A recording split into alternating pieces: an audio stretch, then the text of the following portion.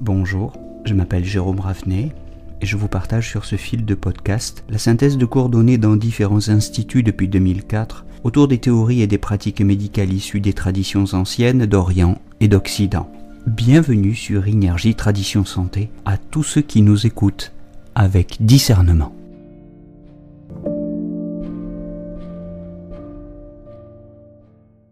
Cette capsule s'inscrit dans le fil des cours de deuxième année concernant le traitement des pathologies infectieuses. Nous sommes dans la théorie des 4 couches et nous traitons les attaques de vent-chaleur sur la couche du qi défensif. Donc nous sommes dans la théorie des 4 couches et je rappelle que le symptôme discriminant pour savoir s'il faut s'orienter vers la théorie des 4 couches plutôt que de rester dans la théorie des 6 couches, ce sont les signes qui concernent la gorge, la toux. Alors, nous sommes bien dans une attaque externe puisque notre patient a de la fièvre, une fièvre récente. Il a une légère crainte du froid et du vent, mais c'est une attaque de chaleur. Il a peu ou pas de transpiration, c'est relativement accessoire. Il peut avoir mal à la tête, on verra ce qu'on fait dans ce cas-là, mais il a surtout de la toux. Il a une soif légère parce que c'est une attaque de chaleur.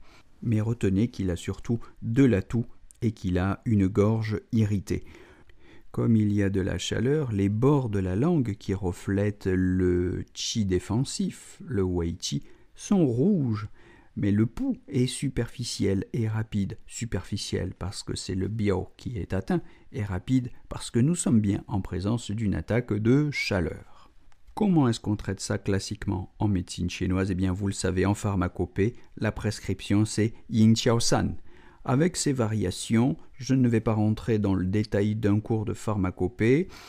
Yin Qiao Jie Du Pian, Yin Qiao Jie Du San, Pian en pilule, San en poudre. Alors vous vous souvenez peut-être, puisque nous avons déjà consacré des podcasts ou des vidéos sur cette chaîne à l'analyse des associations classiques de plantes, que Yin Qiao San, ça renvoie à l'association de Jin Yinghua et de Lian Qiao. Lian Qiao, c'est le forsythia et Jin Yinghua, c'est le chèvrefeuille.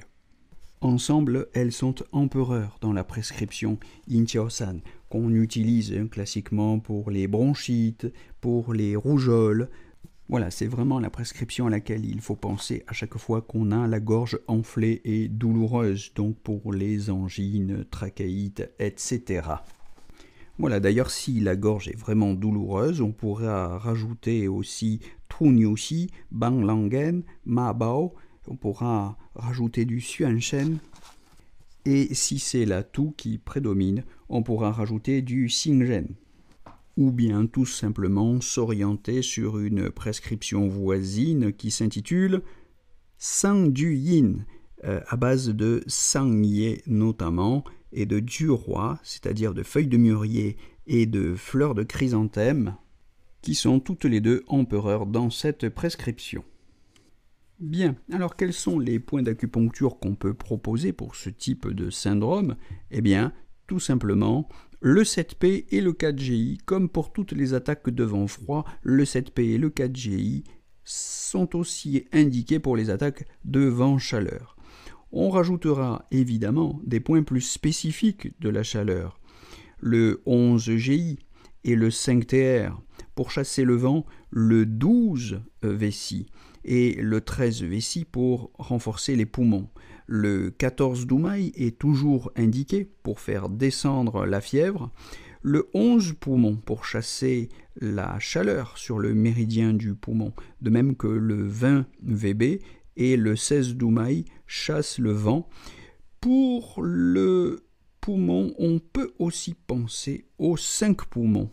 Un grand point de la chaleur sur le méridien du poumon. Mais enfin voilà, si vous n'avez que 5 aiguilles, vous utilisez le 7P, le 4GI et le 14 Dumai.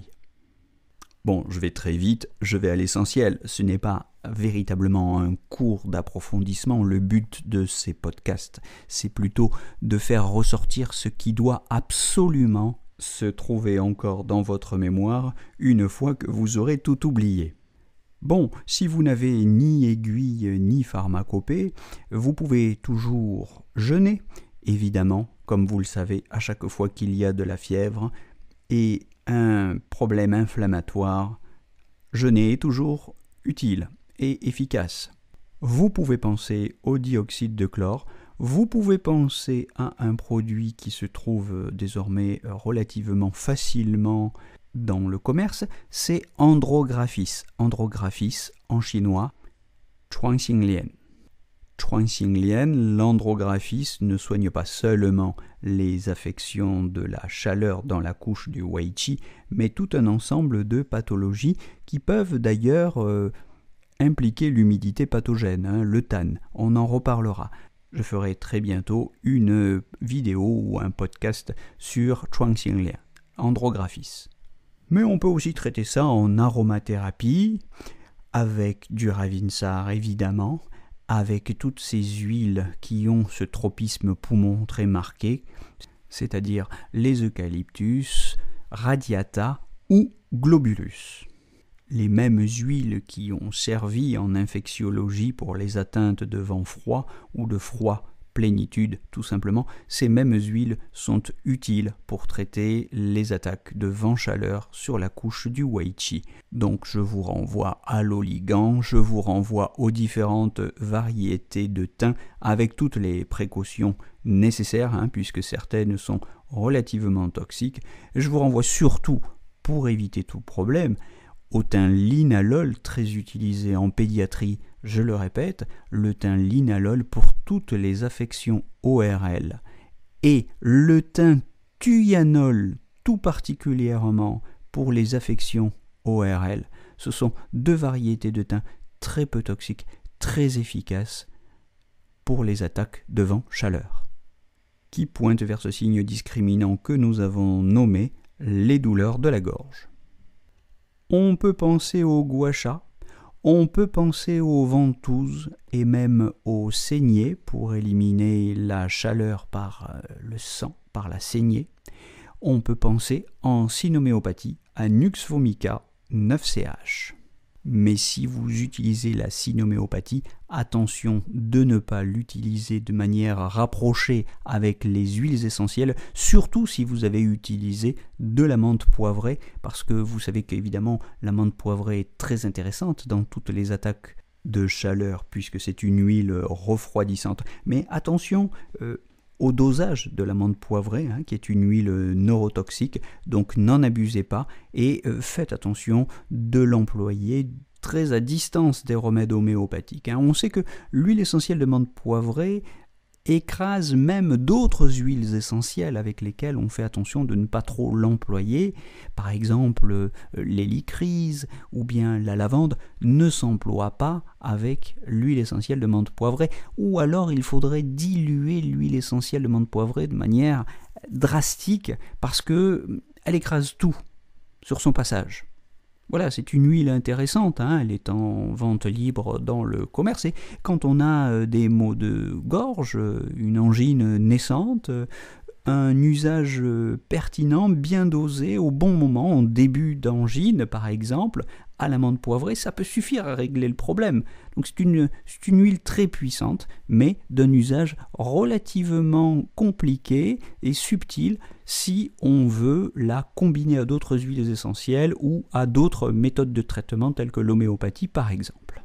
Donc soyez prudents, on arrive à la fin de ce podcast. Je rappelle qu'il ne s'agit pas de conseils ni de prescriptions et que si vous avez une pathologie quelconque, il faut vous rapprocher d'un professionnel de santé. Ce cours ne tient lieu ni de conseils ni de prescriptions et ne se substitue en aucun cas à une consultation médicale. Et sur ces précautions oratoires absolument indispensables, je vous souhaite une bonne soirée à tous et à très bientôt sur Énergie Tradition Santé. Belle journée à tous.